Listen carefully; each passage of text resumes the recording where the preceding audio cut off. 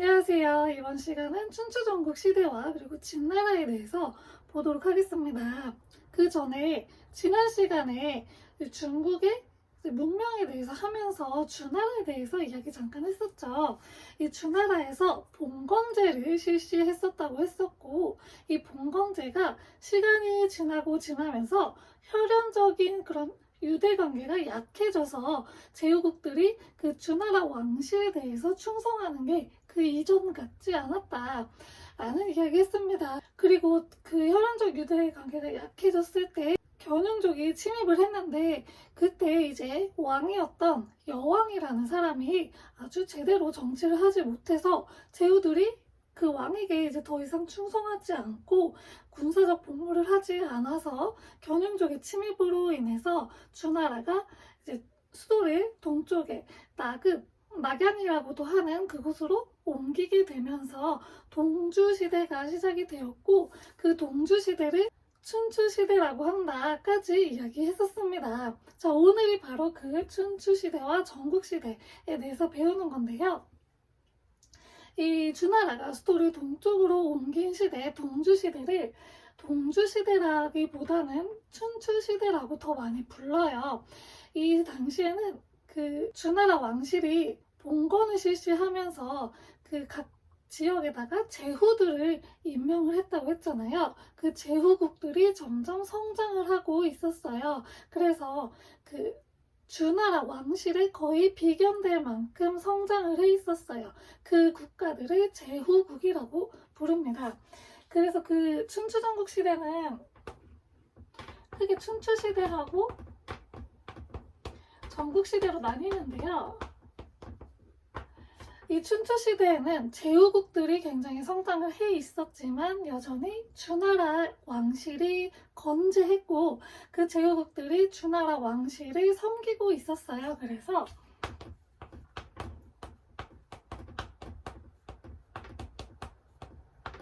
그 왕을 섬기는 모습, 존왕양이라고 하는데, 이 존왕양의 모습이 보이는 게 바로 춘추시대입니다. 아까 제후국들이 성장을 했다고 했잖아요. 그 성장했던 제후국 중에 대표적으로 가장 셌던 5개의 나라가 있어요. 그 5개의 나라를 춘추의 5개의 나라, 춘추5패라고 부릅니다. 재진초오월이라고 하는 5개 나라가 있는데요.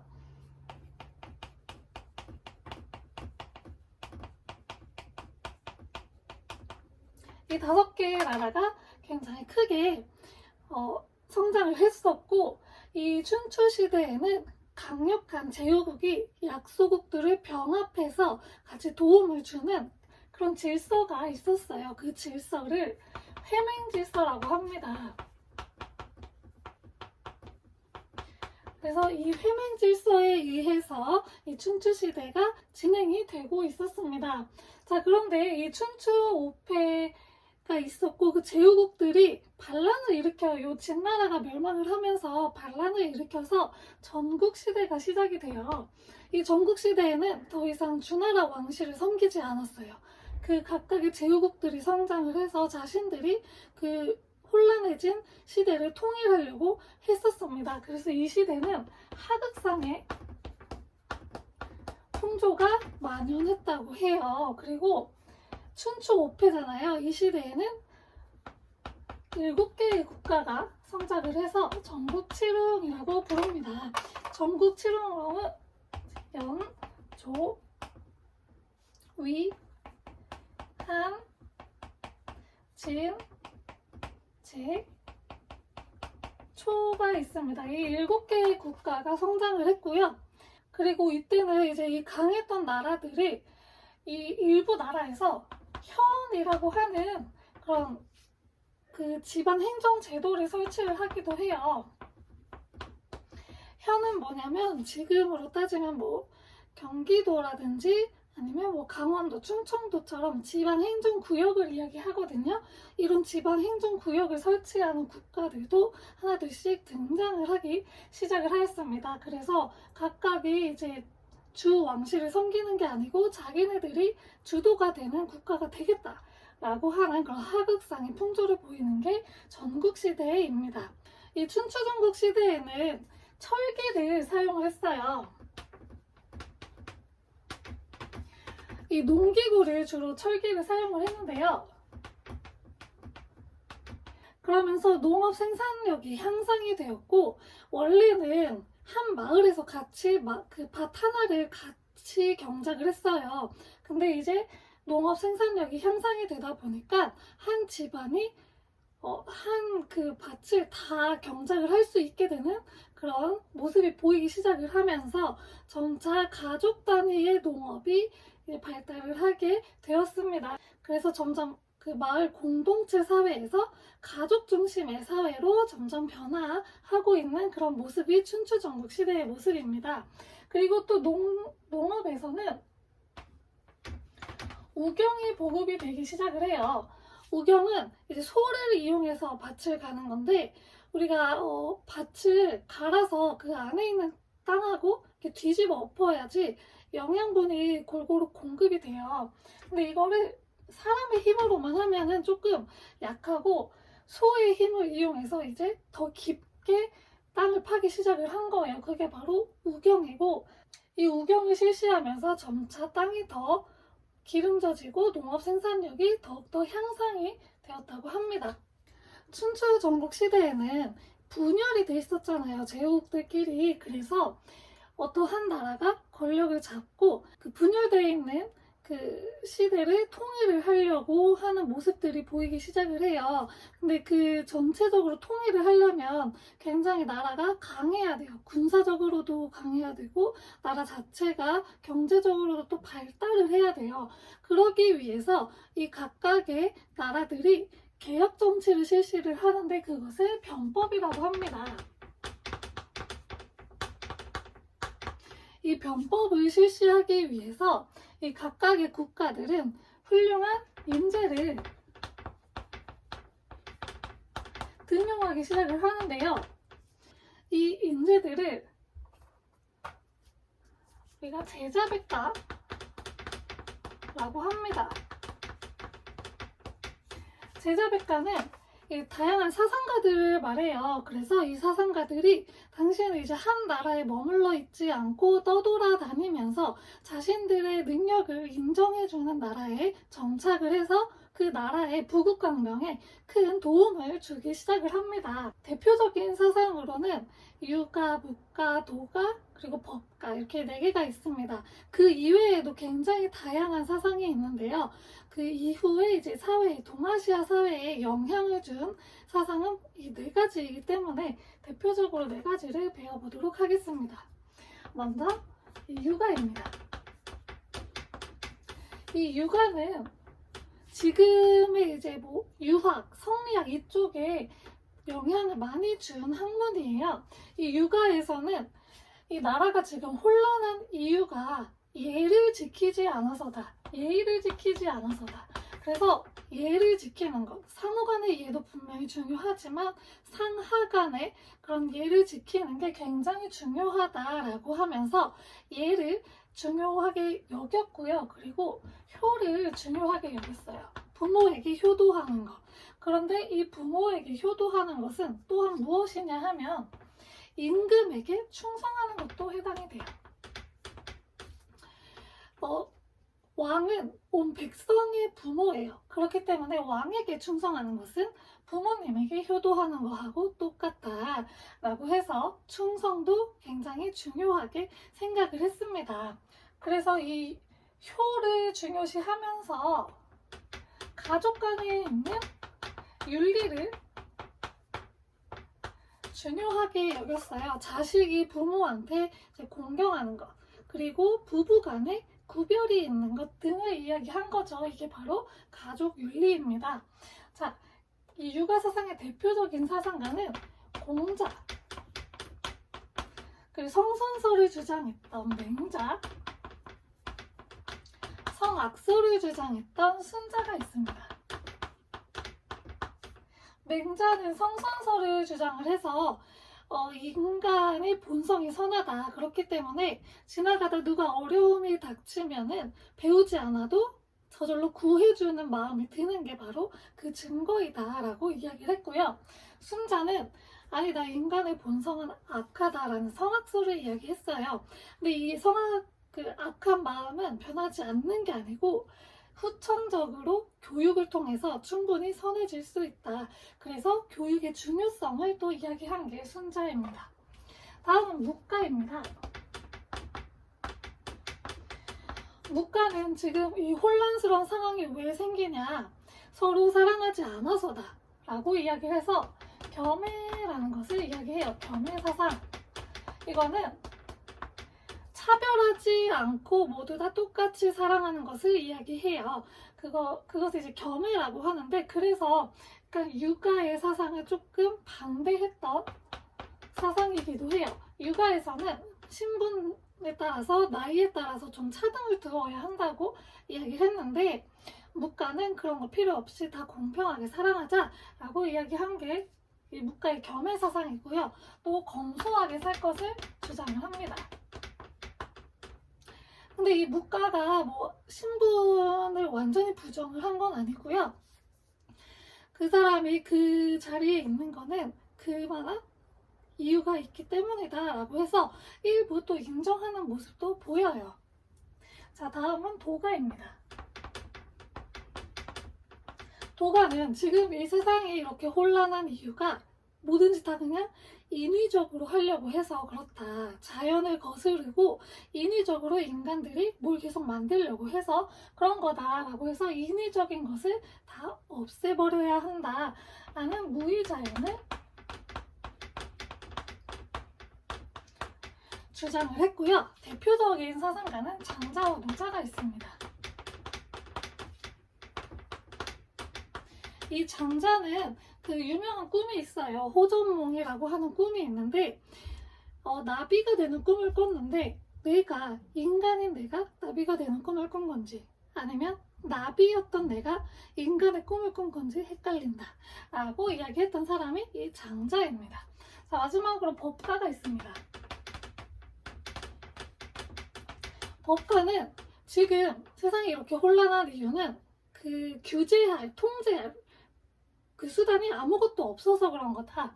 그래서 그것을 통제하고 규제할 수단인 법을 만들어서 백성들을 통제해야 된다, 다스려야 된다 라고 주장했던 게 법가입니다. 이 법가에 대해 대표적인 사상가는 상황이랑 한비자가 있어요. 자, 근데 이 법은 이 법 위에 있는 사람이 한 사람 있어요. 바로 왕으로 불리는 군주입니다. 이 군주의 말은 법보다 위에 있어서 군주는 법을 지키지 않아도 되는 거죠. 그 정도로 군주의 힘은 강하다라고 이야기했던 게 바로 법가 사상입니다. 자, 이러한 혼란한 그런 상황을 통일한 국가가 등장을 했습니다. 바로 전국 7홍 중에 하나였던 진나라가 바로 그 주인공입니다. 진나라는 아까 법가 사상가였던 상황이라는 사람이 변법을 실시를 해요.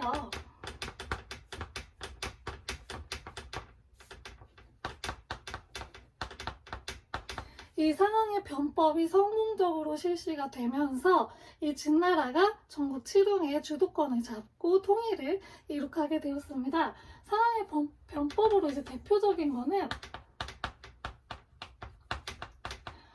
먼저 15제가 있는데요. 15제는 한 마을에 이제 사는 가구들이 있을 거 아니에요? 그 집들을 5개 또는 10개씩 묶어요. 묶어가지고 그 묶은 집에 한 집안이 잘못을 했어요. 그러면 이 집안만 처벌을 받는 게 아니고 그 묶여있던 집안이 같이 연대 책임을 지는 연좌제를 적용을 했던 게 바로 이 15제입니다. 자, 그러면은 내가 잘못도 안 했는데 내가 처벌을 받아야 돼요.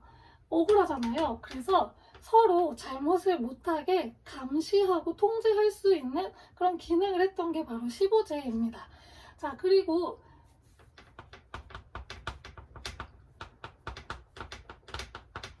군공수작제라는 것을 실시를 하는데요. 군공은 이제 전투에 나가서 쌓은 공적을 이야기하죠. 이 전투에 나가서 쌓은 공적만큼 내가 자기를 획득을 할 수 있는 거예요. 그래서 더 전투에 적극적으로 임할 수 있게 했던 거죠. 그럼 전투에서 훨씬 더 좋은 결과를 얻을 수 있었겠죠. 그게 바로 군공수습제이고요. 또 하나는 분가 정책인데요. 그 한 집안에 성인의 남자 2명 이상 살지 못하게 갈라놓은 거예요. 처음에는 그냥 두 집안이 같이 살지 못하게 하는 데서 더 나아가서는 이제 나중에는 한 집안에 이제 아빠하고 아들이 둘 다 성인이면 그 둘도 따로 나가 살게 했어요. 그래서 새로운 땅을 개척을 하게 한 거예요. 그렇게 해서 상황의 변법은 이런 식으로 진행이 되었었습니다. 자, 이제 통일을 했잖아요. 당시에 이제 진나라의 왕은 진왕정이라고 하는 왕이었는데 얘가 이제 통일을 했어요. 천하를 통일했어요. 그래서 새로운 호칭이 필요했어요. 뭘 할까? 그냥 왕은 좀 약한 것 같아요. 그래서 어떤 호칭을 사용을 하냐면 황제라는 호칭을 이때 이제 처음 사용하기 시작을 합니다. 그래서 우리가 보통 진시황제라는 말을 쓰잖아요. 이 뜻은 이제 진나라에서 처음 시자 쓰거든요. 처음으로 황제라는 말을 사용했다라고 해서 진왕정을 진시황제라고 이제 부르는 거예요. 그래서 이때부터 황제라는 호칭을 처음 쓰기 시작을 했고 그 이후의 중국 왕조들은 모두 다 황제라는 칭호를 사용을 했습니다. 그래서 이 황제 칭호의 시작이 바로 이 진나라였다는 거 알아두시면 되고요. 그리고 이제 천하를 통일을 했잖아요. 그러면 여러 가지 정책들을 실시를 해야 돼요. 진시황제는 먼저 통일 정책을 실시를 합니다.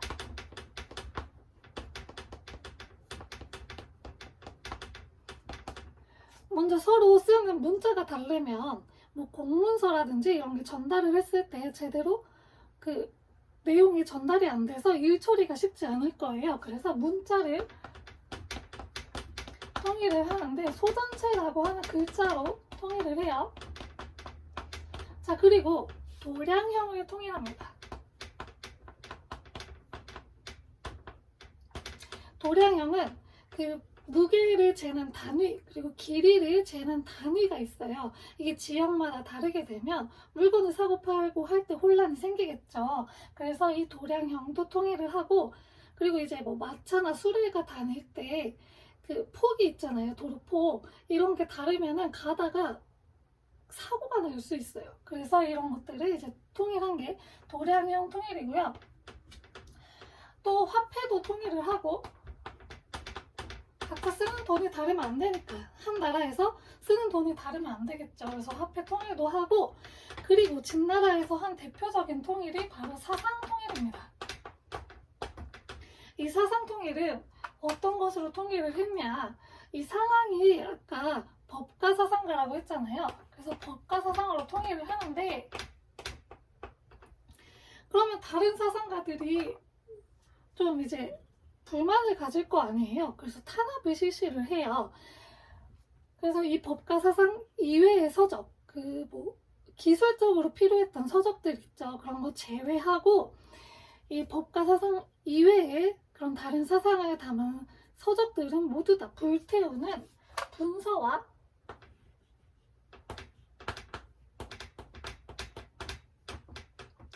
그리고 이 법과 사상에 반대하는 유학자들을 그 본보기로 생매장을 시켰어요. 그게 바로 갱유입니다.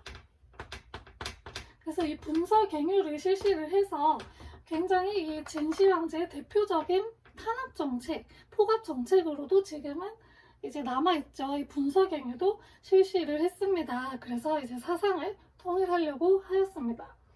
진시황제는 또 무엇을 했냐면 대통합공사를 실시를 했어요. 대규모 통합공사를 실시하는데 먼저 그 북쪽에 흉노라고 하는 북방 유목 민족이 살고 있었어요. 그래서 그 흉노를 제지하기 위해서 이제 몰아내고서 더 넘어오지 말라고 만리장성을 설치를 했고요. 만리장성은 진나라 때 완성하지는 못했어요. 워낙에 규모가 크다 보니까 진나라 때 다 완성은 못하고 이제 만리장성은 이때 짓기 시작했다라는 거고, 이 만리장성을 북쪽에다가 쌓았다고 했잖아요. 그래서 이 이후에 중국 그 북쪽 경계선 있죠. 그거에 거의 그 북쪽 경계선이 거의 확정되는 그런 영향을 끼쳤습니다. 왜냐하면 이 만리장성이 워낙에 크다 보니까 거기로 넘어가지를 못하는 거예요. 그래서 그 중국의 북쪽 경계선이 거의 확정되는 게 이 만리장성 때문이고요. 그리고 자신의 무덤인 여산릉을 짓기 시작을 했고요. 그리고 자신의 궁, 그 황제가 사는 궁, 아방궁이거든요. 아방궁을 짓기 시작했습니다. 아방궁도 어마어마하게 컸다고 해요.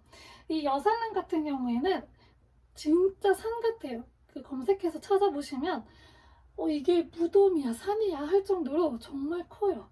그래서 그렇게 크게 만들었는데 사마천이 지은 사기라는 책에 기록이 되어 있어요. 이 여산릉 안에는 강처럼 이제 구현을 해놓기 위해서 수은이라고 하는 화학물질을 잔뜩 넣어놨대요. 그 강을 표현하기 위해서. 그래가지고 이 여산릉이 발견이 됐을 때 그 옆에 병마용갱이라고 하는 그 흙으로 군사들을 만들어 놓은 그런 곳이 있어요. 그게 발굴이 되면서 그 옆에 진시황릉, 여산릉이 같이 발견이 된 건데, 이 여산릉 안은 함부로 지금 발굴을 못하고 있대요. 왜냐하면 그 수은 때문에요. 그 진짜로 수은이 있는지 없는지는 몰라요. 근데 기록에 그렇게 돼 있잖아요. 그래가지고 요거를 함부로 열지를 못하는 거예요. 잘못하다가 수은 중독에 걸려서 사망을 할 수가 있잖아요. 그래서 지금 이 여산릉 발굴은 제대로 이루어지지 못하고 있다고 합니다. 왜 수은에 집착을 했냐면 진시황제는 자기가 천하를 통일을 했잖아요. 그래서 좀 오래 살고 싶었나 봐요. 불로장생, 죽지 않는 불로장생을 꿈꿨대요. 그래서 여기저기 이제 신하들한테 불로장생을 할 수 있는 물질을 갖고 와라 라고 했는데, 그래서 이제 발견을 한 게 수은이에요. 근데 수은은 물로 된 은이에요, 말 그대로. 그래서 이 화학물질인데 이게 먹으면 잠깐 이제 피부가 막 탱탱해지고 그런데요. 그러니까 진시황이 이걸 먹고 이게 바로 불로장생 약이구나 라고 생각을 했대요. 그래서 이거를 정말 많이 마셨대요. 그러다 보니까 몸이 안 좋아지겠죠. 수은 중독으로 죽었다고 합니다, 진시황제가. 그래서 그렇게 죽고 나서 진시황제의 둘째 아들이 그 황제 자리를 이었어요. 원래 첫째 아들한테 물려주려고 했는데 당시에 승상이라는 직책을 가지고 있었던 조고라는 사람이 권력을 누리고 있었어요. 이 조고가 자신의 더욱더 권력을 누리기 위해서는 황제가 허수아비가 돼야 돼요. 근데 이 첫째 아들은 이미 진시황의 그런 신임도 받고 있었고 또 권력을 좀 누릴 수 있는 그런 위치에 있었어요. 그러니까 이 첫째 아들이 황제가 되면 안 되는 거예요. 그래서 조고가 이 진시황제의 유언을 조작을 해서 진시황제가 죽고 난 다음에 첫째 아들한테 가서 그 아버지가 자살을 하라고 했다라고 해서 첫째 아들은 자살을 하고 둘째 아들이 이제 황제 자리에 올라서 완전히 자기가 쥐락펴락해요. 거기서 이제 나온 사자성어가 또 지록위마, 사슴을 가리켜서 말이라고 한다. 이 사자성어가 나오게 된 거는 이 조고가 사슴 그림을 보고 이것은 말입니다 라고 한 거예요. 근데 이거 사슴인데 왜 말이라고 하냐고 하는 신하가 있었을 거 아니에요? 그 신하를 본보기로 죽여요. 그러다 보니까 주변에서 저거 누가 봐도 사슴인데 사슴이라고 하면 죽잖아요. 그래서 저건 말이 맞습니다 라고 하는 신하들이 생겨나기 시작을 하고, 황제까지도 저건 사슴이 아니고 말이 맞아요 라고 하게 되면서 조고의 권력에 완전히 다들 벌벌 떨게 돼요. 거기서 나온 게 지록위마고, 조고가 그 정도로 이제 권력을 잡고 휘둘고 있는 그런 상황인 거예요. 이 두 번째 황제가 되면서. 그래서 이제 조정은 좀 약간 통제가 안 되는 혼란스러운 상황에 있었는데, 거기다가 이 대규모 토목공사 같은 경우에는 백성들이 굉장히 불만을 많이 갖고 있었고, 그리고 계획류 실시했죠. 유학자들 본보기로 많이 죽였죠. 여기에서 오는 또 지도층의 불만도 있었어요. 여러 가지 불만이 합쳐져 있었는데, 이게 진시 황제 때는 워낙에 강력한 황제였잖아요. 그래서 함부로 들고 일어나질 못했다가 얘가 죽고 힘없는 황제가 이제 등극을 하니까 그제서야 이제 우리 한번 들고 일어나 볼까? 라고 하는 게 생기게 된 거죠. 그래서 진승하고 오광이라는 사람이 등장을 합니다. 이 두 사람은 대규모 토목공사에 동원이 되어서 가고 있는 길이었어요. 근데 비가 너무 많이 와서 한 치 앞도 갈 수 없는 상황이었대요. 근데 당시에는 그 대규모 토목공사에 가는데 늦게 되면은, 원래 정해진 시간보다 늦게 가면 처형을 당하게 되는 벌이 있었어요. 그러니까 이 둘이 이제 못 가게 되니까 지금 가봤자 어차피 사형당하는데 우리 이참에 그냥 한번 들고 일어나서 죽는 게 더 낫지 않을까? 라는 생각을 하게 돼요. 그래서 같이 이제 길을 떠나던 수백 명의 인부들을 설득을 하기 시작합니다. 우리 한번 들고 일어납시다. 근데 설득이 됐어요. 그래서 이 둘이 반란을 일으켜서 장초라고 하는 나라를 하나 세워요.